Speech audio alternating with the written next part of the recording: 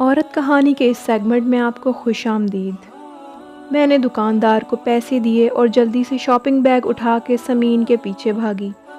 ہوا کے گھوڑے پہ سوار رہتی ہے یہ لڑکی، اس کے ساتھ شاپنگ پہ آنا خودکشی کے برابر ہے۔ جب تک پوری مارکیٹ نہ پھر لے تب تک اسے چین نہیں آتا۔ مارکیٹ کی پہلی شاپ میں گھستی ہے اور آخری شاپ سے نکل کے گھر کا راستہ پکڑتی ہے۔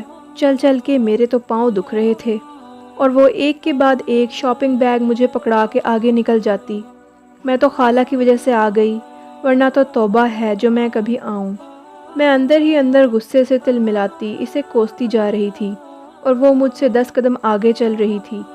میں نے اسے کپڑے کی ایک دکان میں گھستے دیکھا۔ آہستہ آہستہ چلتی میں بھی اس دکان کے اندر آ گئی۔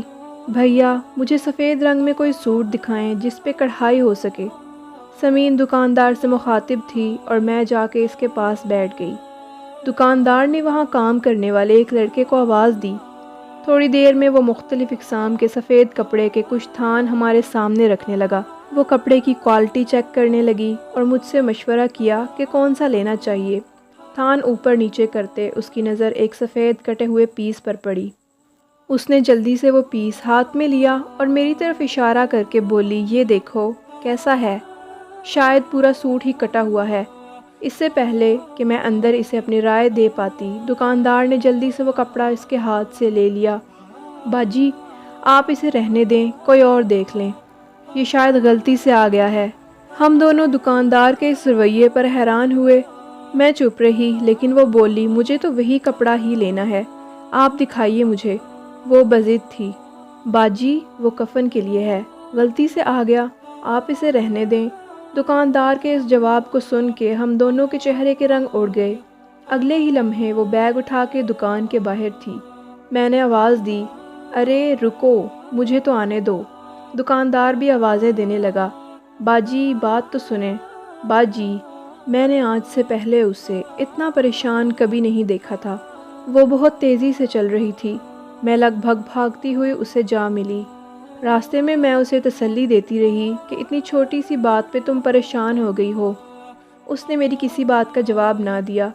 گھر جاتے ہی وہ اپنے کمرے میں چلی گئی اور اس کی اس حالت کا احوال سنا کے اپنے گھر چلی آئی۔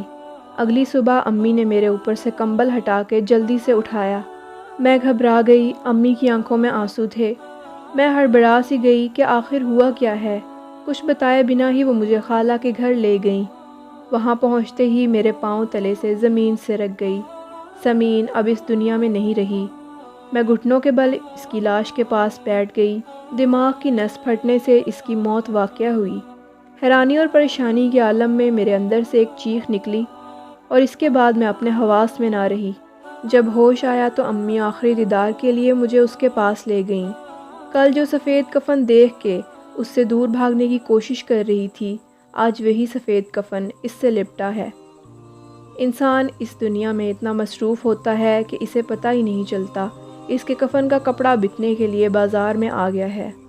تو ویوز یہ تھی ہماری آج کی ویڈیو پسند آئے تو ویڈیو کو لائک کیجیے گا اور اپنے دوستوں سے شیئر کرنا مت بھولیے گا۔ اسی طرح کی مزید ویڈیوز حاصل کرنے کے لیے ہمارے چینل کو سبسکرائب کیجیے۔ اپنا اور اپنے پیاروں کا بہت خیال رکھیں۔ اللہ نگہبان۔